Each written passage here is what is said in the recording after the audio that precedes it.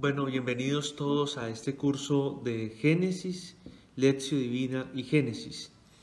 En el encuentro anterior pudimos dar como una delimitación, como un panorama general del texto, de sus características literarias, de su estructura, de algunas realidades que nos parecen importantes y de cómo vamos a abordar durante este curso el libro del Génesis. Entonces lo primero que decíamos era que íbamos a hacer fuerza más en lo espiritual, en la reflexión teológica que este texto puede dar al cristiano de hoy, puesto que partiendo sin duda de elementos bíblicos y de elementos que a través de la exégesis se han podido lograr sobre el texto, lo que pretendemos es que a partir de esos elementos podamos identificar qué nos sirve y qué nos está diciendo este texto para nosotros hoy.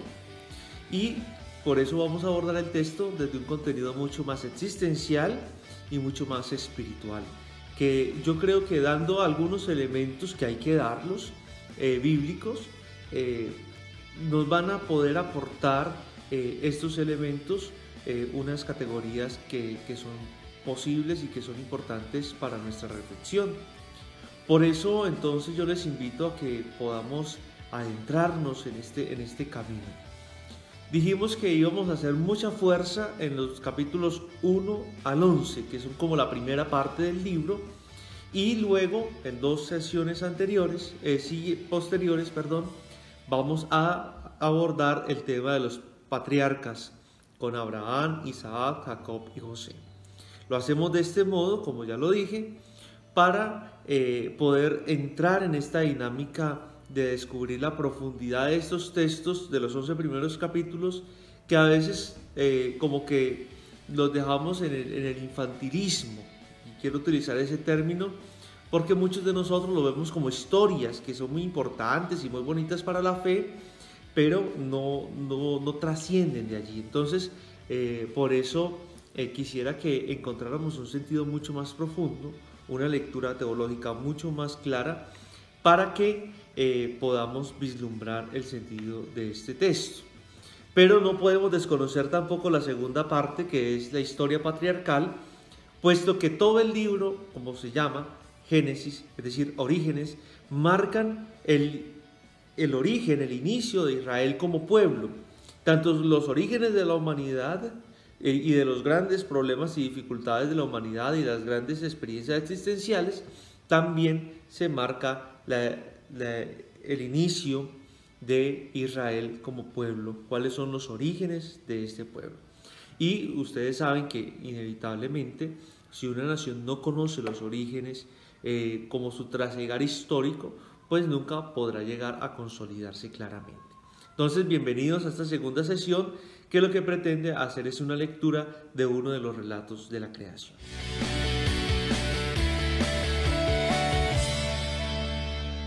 Muy bien, para empezar, tendremos que ver de manera mucho más clara y mucho más profunda qué es el mito, puesto que estos primeros 11 capítulos van a estar escritos de esta forma y se va a utilizar este género literario, pero también este modo de conocimiento, y eso hay que tenerlo claro, este modo de conocimiento, este método de conocer para expresar una realidad mucho más profunda.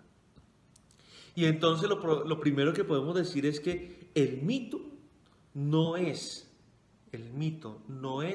una fábula.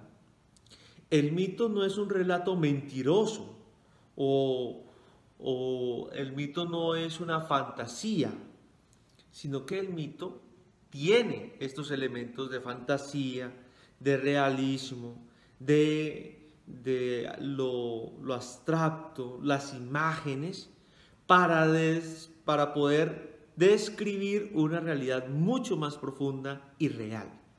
Entonces el mito lo que hace es utilizar estas imágenes, esta forma literaria, para descubrir una verdad.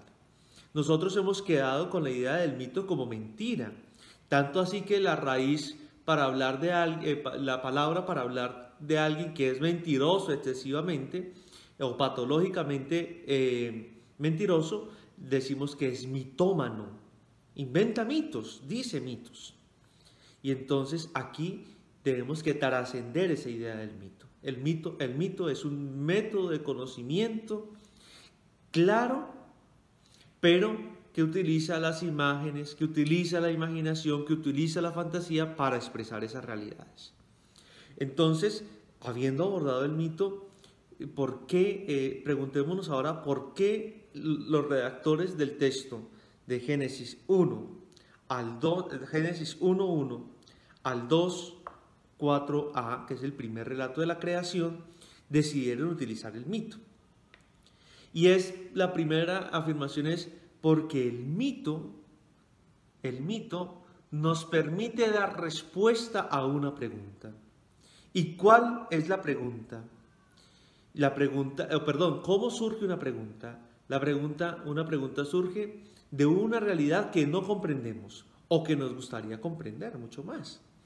Todos ustedes, por el interno, por la plataforma en la que estamos subiendo los videos, están haciendo preguntas y me parece fantástico, porque eso nos ayuda a tener en cuenta dos elementos que ya los dije. Querer comprender algo que no podemos comprender o algo en lo que queremos profundizar. Entonces, por eso surgen preguntas. Y quiero que veamos el libro del Génesis como el libro de las preguntas. Los autores y el pueblo de Israel se preguntan sobre su existencia, sobre sus orígenes, sobre su realidad. Y entonces eso surge de una necesidad. Y entonces, ¿cuáles eran las necesidades que surgieron para que los autores de este texto decidieran utilizar el mito? Y entonces diríamos lo primero que es una necesidad de ubicar a Dios en la historia. La idea principal de los sabios de Israel es que después de la destrucción del reino del sur era necesario hacerle ver al pueblo de Israel que cuestionaba la acción de Dios en la historia, que dicha crítica no era correcta. Es decir, se cae el reino del sur, se pierden las grandes estructuras que fortalecían la fe del pueblo y aparece este relato como una forma de ubicar a Dios que sigue actuando en la historia. La gente se pregunta, ¿dónde está Dios? ¿Quién es Dios? ¿Por qué Dios, cómo actúa Dios en esas circunstancias? En tiempos de pandemia es una pregunta que a todos nos atañe. ¿Cuál es la acción de Dios? Lo segundo es la necesidad también de ubicar al ser humano en la historia. Y no era correcto ubicar al ser humano por la simple razón. No era únicamente ubicar al ser humano en el momento histórico, sino que era necesario ubicar al ser humano como un ser bueno, bondadoso, pero que en sí mismo también encierra egoísmo, y esto es lo que ha dañado su bondad. Es decir, la pregunta que nos puede surgir es, ¿y el ser humano es bueno? Si hay una guerra, si hay una destrucción, si nos han robado todo, primera pregunta es, ¿Dios actúa?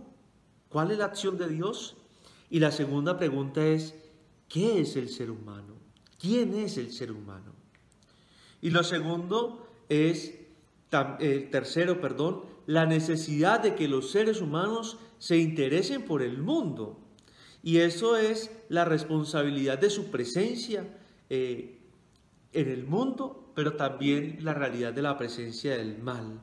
Y cómo el mal se convierte en la respuesta al momento histórico que está aconteciendo en Israel. Es decir, el mal se convierte en la respuesta y es, Dios es bueno, el hombre es bueno. ¿Pero por qué sufrimos esto?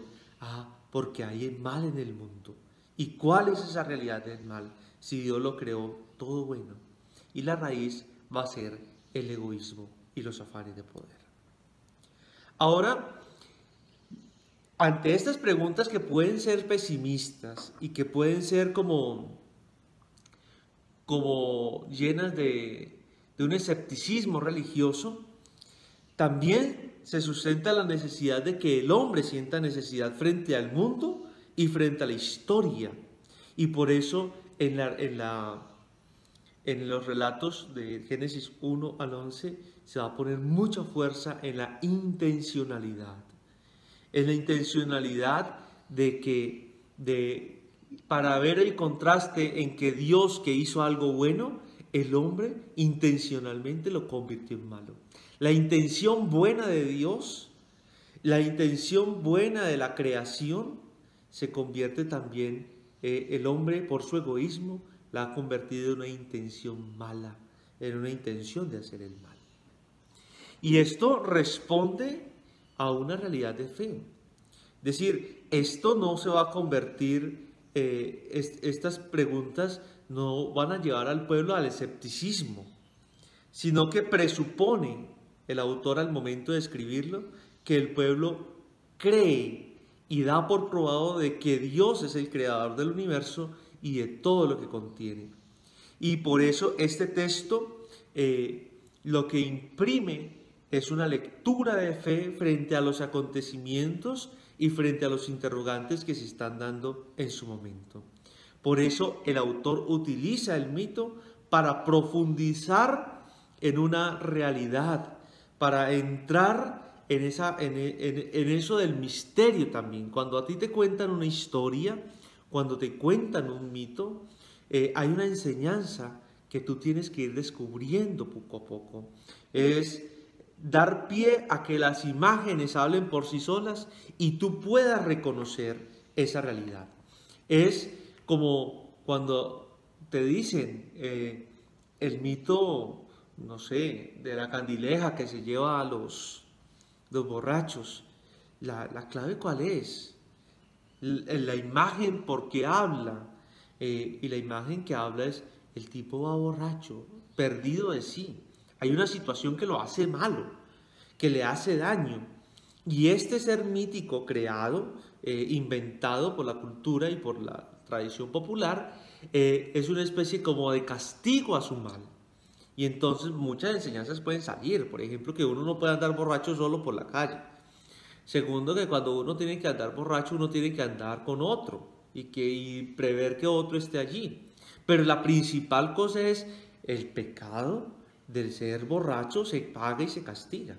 Eso, un ejemplo, pues, tal vez para algunos muy burdo, pero pues yo creo que nos puede iluminar. Ahora, esta realidad mítica no es propia de Israel. Hay otros pueblos que circundan, que son vecinos, y que utilizan estos mitos, especialmente ritos de creación, para explicar la realidad que están viviendo. Ahora, ¿Israel qué hace? Sin duda se ve influenciada por estas realidades, pero lo que hace es ir mucho más allá, porque hace un cambio en torno a la figura de Dios, porque no son dioses abstractos como el sol, la luna, sino que es su experiencia de fe, la experiencia de fe de Israel, que descubre que es un Dios personal, es un Dios que dice hagamos, es un Dios que habla, que le dice, que da poder, no simplemente algo que va surgiendo por medios naturales. Es decir, Dios, la figura de Dios es más fuerte, puesto que Dios crea al hombre a su imagen y semejanza, por ejemplo. Es decir, la imagen de Dios no es como la de los otros mitos, porque es el Dios personal y relación, y el hombre es imagen de ese Dios. Fue creado a su imagen, es decir, hay un diálogo, hay una relación, cosa que no hay en las otras religiones. Y entonces allí ya podríamos entrar en esa dinámica del mito como una realidad que se lee a través de la fe. Lo segundo, también el cambio frente a las cosas creadas. Y es que estas cosas creadas son todas buenas, porque ellas fueron dadas por Dios, son don de Dios, pero tienen un fin. No son ellas por sí solas, es decir, no es la vaca por sí sola. ¿Por qué Dios creó la vaca? ¿Por qué la vaca es perfecta? La vaca es perfecta en cuanto está al servicio del hombre, al servicio y la formación del ser humano. ¿Por qué un árbol es perfecto? Porque el ser humano es perfecto. Eso nos tiene que quedar muy claro. Y lo tercero, es el cambio en torno al ser humano. Es decir, el ser humano es quien ha vuelto el mundo al revés. Dios ha creado la bondad y el hombre en su egoísmo ha tergiversado esa creación en bondad de él mismo y de la creación. El Génesis 1 nos insiste de todas las formas posibles que la culpa y el fracaso existente no es de Dios, puesto que Él creó todo bueno y santo, sino del ser humano que no supo a lo largo de la historia darle el verdadero sentido a la creación. Y esta es la clave teológica para poder entender este texto de la creación. El primer texto de la creación, Génesis 1 al capítulo 2, versículo 4a. Y entonces aquí hay una pregunta muy interesante y es la relación que yo como persona tengo de las cosas creadas. La relación que yo como cristiano tengo de las cosas creadas. La relación que yo como cristiano tengo frente a Dios, que es bueno, y frente a la bondad. ¿Cómo está mi vida en relación a la bondad? Y por eso la bondad de la creación de Dios, que está revelada en el mito, se convierte en el momento para asumir con esperanza la realidad. Es decir, el pueblo de Israel, este texto se construye o se redacta finalmente después de la caída del reino del sur, y la pregunta es, bueno, ¿y esto? Que todo esto está destrozado, esto es un fracaso, todo esto, ¿qué podemos decir? Y la respuesta es, si Dios creó bueno, volvamos al original. Volvamos a recrear y a repensar esa bondad. Volvamos a descubrir la bondad en el corazón de todos los hombres. Y ahora, la obra y la bondad de la creación es una constante en este relato.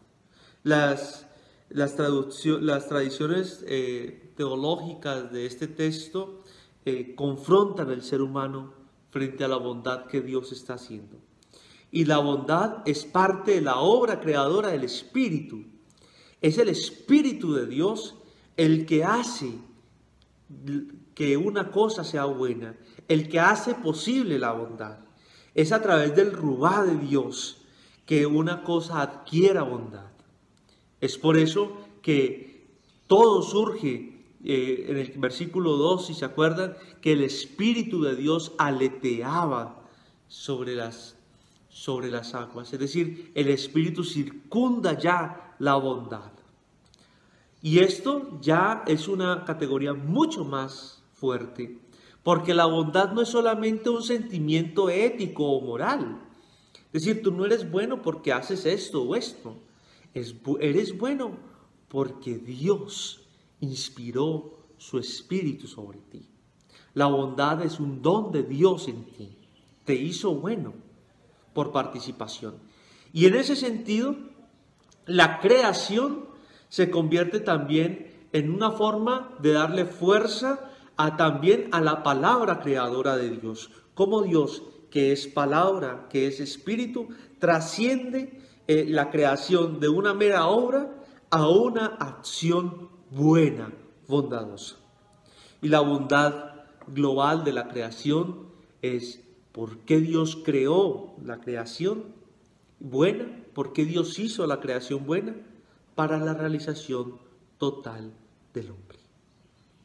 Y entonces es la creación el lugar de comunión entre Dios y el ser humano. Ahora hablemos de la bondad del ser humano. Ya abordamos la bondad de Dios que creó. Ahora y que se nos revela a través de su Espíritu, de su palabra y de la comunión en la creación del hombre, Dios y los seres creados. Ahora hablemos de la bondad de ambos sexos, de la bondad del hombre, del ser humano. Y lo primero es la bondad de los sexos. Por eso Dios siempre crea en armonía, macho y hembra los creó. Tanto el hombre como la mujer fueron creados allí. El texto original dice eso. Y Dios creó, no dice Dios creó al hombre y a la mujer, sino Dios creó al hombre. Macho y hembra lo creó. Esto para decirnos que su corporalidad masculina o femenina no es mala, es bondadosa, es llena de esa misma bondad de Dios. Lo segundo es que todo lo de Dios, todo lo que fue creado por Dios ha salido de su mente y su corazón. Por eso la relación que debe tener el hombre frente a su sexualidad es de bondad, de plenitud, porque así salió en el plan original de Dios. Y también se da en la fecundidad humana.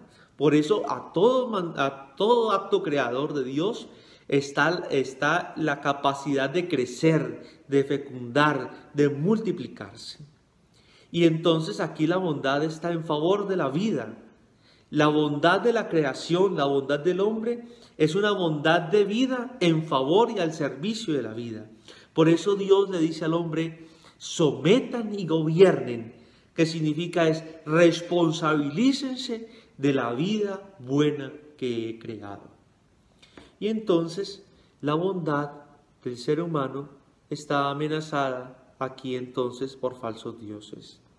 Falsos dioses opresores que nos dejan, que circundan ante esta bondad de Dios, que merodean y que van haciendo descubrir al hombre también su capacidad también de hacer el mal, puesto que se nos ha dado la libertad. Pero eso es un tema para la sección siguiente, donde vamos a tratar el tema del pecado original.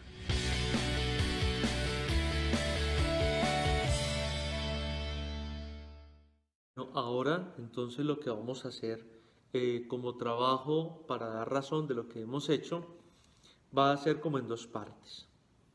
La primera va a ser una lectura que yo voy a subir, o que Sandra o alguno de los del Centro Arquidiocesano de Evangelización nos van a hacer llegar, una lectura sobre el ser humano y sus componentes, lo divino y lo terrenal, que nos va a ayudar a completar los dos relatos de la creación. Hoy abordamos el relato del capítulo 1, verso 1, al capítulo 2, verso 2, 4a.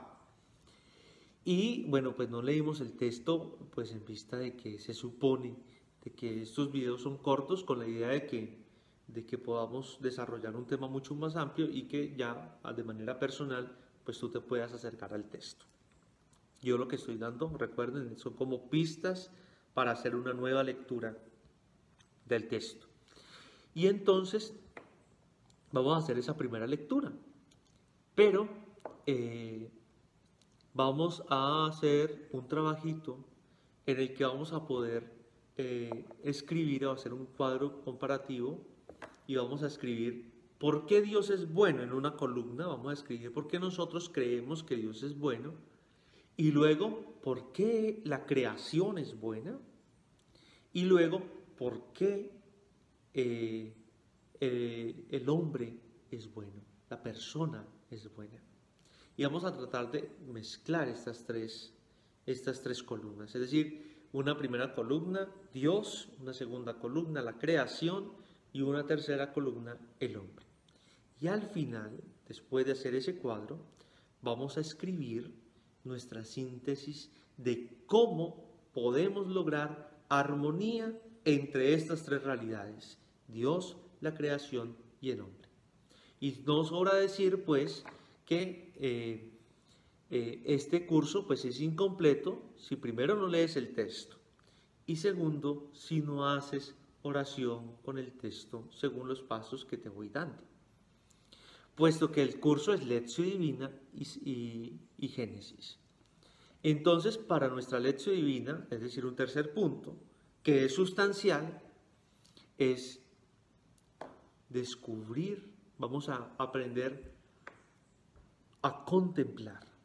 Vamos a entrar en ese paso del contemplar. La clase anterior pensamos en el qué dice el texto.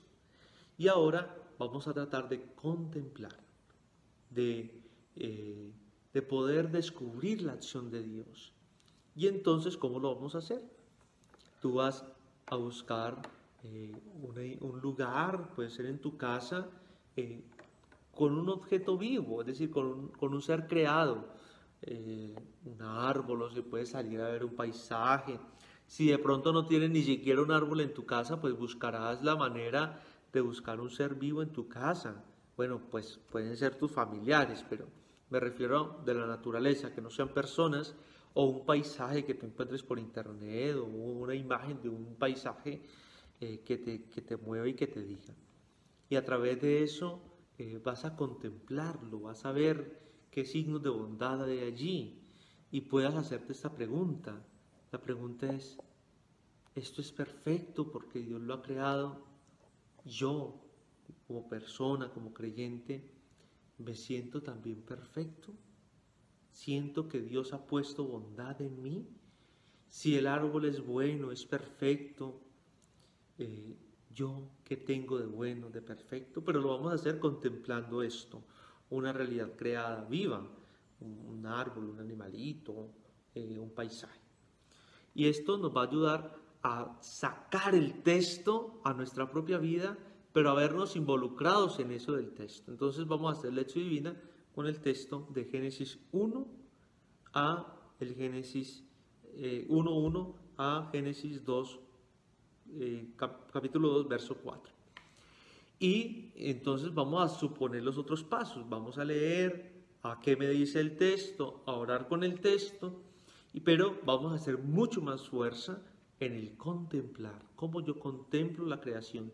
¿Qué me dice la creación de Dios en mi vida? ¿Qué me dice la creación de mi relación con ella y de mi ser bondadoso por naturaleza? Dios les bendiga. Hasta la próxima vez.